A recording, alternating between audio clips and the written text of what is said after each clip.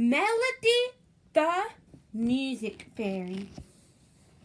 Party fairies. 16.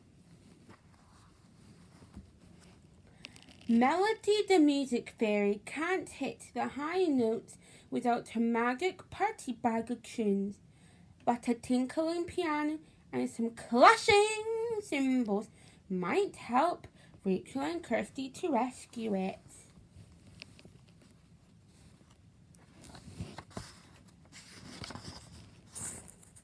Melody the music fairy. We have got to the map again. A Weatherbury village. Contents: musical mayhem, the trembling tambourine, Melody's mission, Goblin discovered, a new problem. The show must go on. Musical mayhem. Kirsty, you're a brilliant dancer. Rachel Walker smiled, clapping her hands as her friend took a bow. Kirsty had just finished practicing the ballet steps she would be performing later that evening. It would look even better tonight with the other dancers and the proper costumes, Kirsty replied with a grin. And wait till you hear the lovely music. Rachel was staying with her best friend Kirsty Tate for the week. That evening, the girls were going to the village hall for a special occasion, the first anniversary of Kirsty's ballet school. It's going to be a great party, Kirsty went on. My ballet teacher is decorating the hall and organising some games, and all their parents are bringing food. It sounds fun, Rachel agreed. But if it's a party, then we have to be on the lookout for goblins. Kirsty nodded. She and Rachel shared a magical secret. They were friends with the fairies. But right now, there were problems in fairyland, and Kirsty and Rachel had promised to help. The fairies were planning a surprise celebration for the 1000th Jubilee of the Fairy King and Queen. It was meant to be taking place in 5 days' time, and the party fairies were in charge of making it as special as possible, using their party bags of magic fairy dust. But nasty Jack Frost had other plans. Banished to his ice castle by the Fairy King and Queen, he had decided to throw a party of his own on the very same day. Jack Frost knew that whenever a party in the human world went wrong, the party fairies would fly to the rescue. So he had cunningly sent his goblin servants to spoil as many human parties as possible and grabbed the fairies' party bags when they flew in to set things right. Then fairy magic would make his party spectacular, but the Jubilee celebrations would be ruined. Suddenly, the girls heard Mrs. Tate's voice. "Time to go, girls," she called. Kirsty and Rachel hurried downstairs to join Kirsty's mum and dad. Mr. Tate held up a cake tin. "I made some cakes for the party," he explained, lifting the lid. "Fairy cakes," Rachel laughed with delight. "You couldn't have made anything better." "Thanks, Dad," Kirsty grinned, tucking the tin under her arm. Mr. Tate drove them all to the village hall. They arrived to find it already full of friends and family who'd come to join the celebration. "The hall looks so different," Kirsty gasped. Several rows of chairs had been set up to face the stage, just like a real theatre.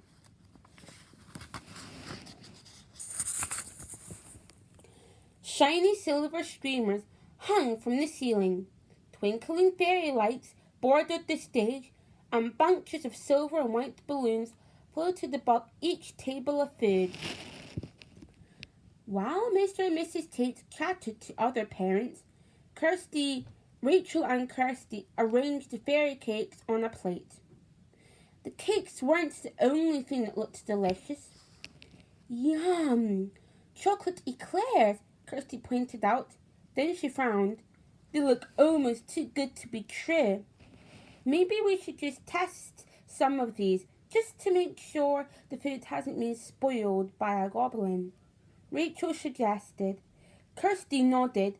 She took an eclair and Rachel ate one of Mr. Tate's fairy cakes. Then the girls smiled at each other. The cakes were delicious. No goblins had been anywhere near the party food. Just then, the ballet teacher, Miss Kelly, joined them. Kirsty, it's time for you to go and get ready now, she said. And you must be Rachel, she added with a smile. Kirsty said you would be coming. I can help Kirsty and the other girls get ready, Rachel asked eagerly. Miss Kelly nodded. Thank you, Rachel. I could certainly use another pair of hands. Kirsty led the way to the dressing room, which was behind the stage. While the dancers slipped into their tights and tutus, Rachel helped Miss Kelly apply rosy powder on the girls' cheeks and a dab of pink gloss to their lips. Finally, the dancers put on their ballet shoes, tying the pink satin ribbons firmly around their ankles. There was a feeling of excitement in the air as the audience took to their seats. Watching from backstage, Rachel breathed a sigh of relief. The decorations, the food, and the costumes were perfect. It looked like Jack Frost's Goblins hadn't heard about the ballet school party. Miss Kelly walked onto the stage. Ladies and gentlemen, I am pleased to present our very first class of ballerinas who will perform for you tonight in honor of our school's anniversary, she announced. The audience clapped as Miss Kelly hurried into the wings. Then the curtains rose and the music began. With their arms held gracefully over their heads, the dancers ran daintily on stage. Having seen Kirsty practice, Rachel knew what was coming next, but she hadn't seen the dance with the costumes and music. She watched in delight as the girls looked as beautiful as fairies in their pretty gauzy tutus.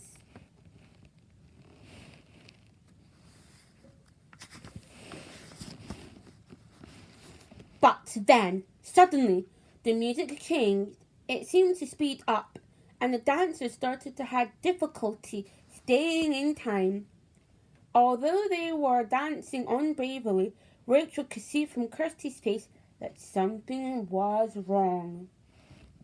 She watched in dismay as one or two of the girls stumbled, stumbling their toes on the stage as they tried to pirouette more quickly. The music was still getting faster and faster, and then the tune was now just a squeaky jumble of noise. Rachel glanced across at Miss Kelly. Red in the face, the teacher was frantically pressing the buttons on the CD player, one after the other, but it wasn't making any difference.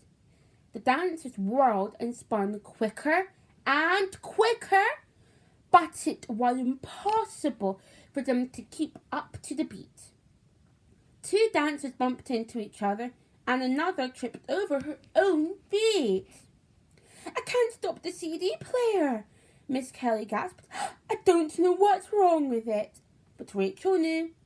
She was sure that this was the work of one of Jack Frost's goblins. Chapter 2. The Trembling Tambourine. The girls abandoned their performance and rushed off stage to see what was going on. A couple of the parents came too to to help Miss Callie with the music, but nobody seemed to know what was wrong with the CD player. This is definitely goblin mischief, Rachel said to herself. She looked for Kirsty, but couldn't see her in the crowd of people backstage. Well, I'm going to find him and stop his tricks. Rachel glanced round the village hall, and her heart sank. She could see lots of places where a goblin could hide. Backstage, there were trunks and racks of costumes, and the big cardboard set from the last pantomime, not to mention 2 dressing rooms, a music room, and a tiny office. But then, just as Rachel was wondering where to start her search, she saw a pile of musical instruments stacked in the wing of the other side of the stage. And one of them, a tambourine, was shaking all on its own. Rachel gulped. She could see that there was no one on that side of the stage, and all the other instruments were still. She knew the tambourine was too small to hide a goblin, but what was making it tremble? Could a goblin have brushed past it and set it moving? She wondered. And could the goblin still be lurking over there? As quietly as she could, Rachel slipped across the stage to the other side. She crept towards the stack of instruments, looking around carefully in case the goblin was hiding nearby. She wanted to be sure to spot him before he spotted her. But she couldn't see anything suspicious, so with her heart pounding, she knelt down beside the tinkling tambourine. Very carefully, Rachel lifted the rim with one finger. As she did so, a golden glow floated out from underneath. Rachel grinned and lifted the tambourine away eagerly. She had already guessed what she would find, and sure enough, tucked away with her face buried in her gauzy skirt was a tiny shimmering fairy. "You're a pretty fairy," Rachel exclaimed with delight. The fairy raised her head. She was sobbing so hard that she had been making the tambourine bells jingle.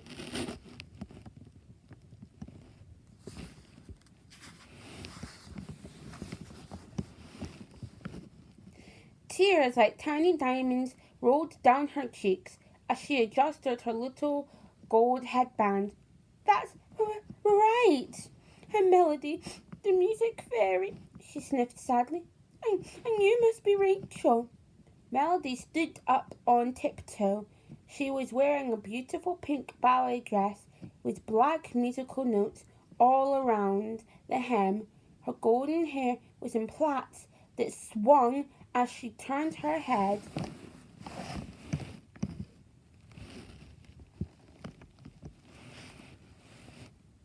"Where's Kirsty?"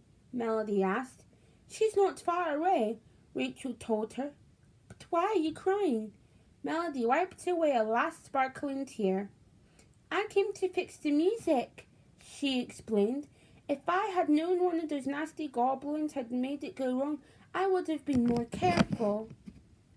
Rachel frowned. "Was a goblin waiting for you?" "Yes," Melody wailed.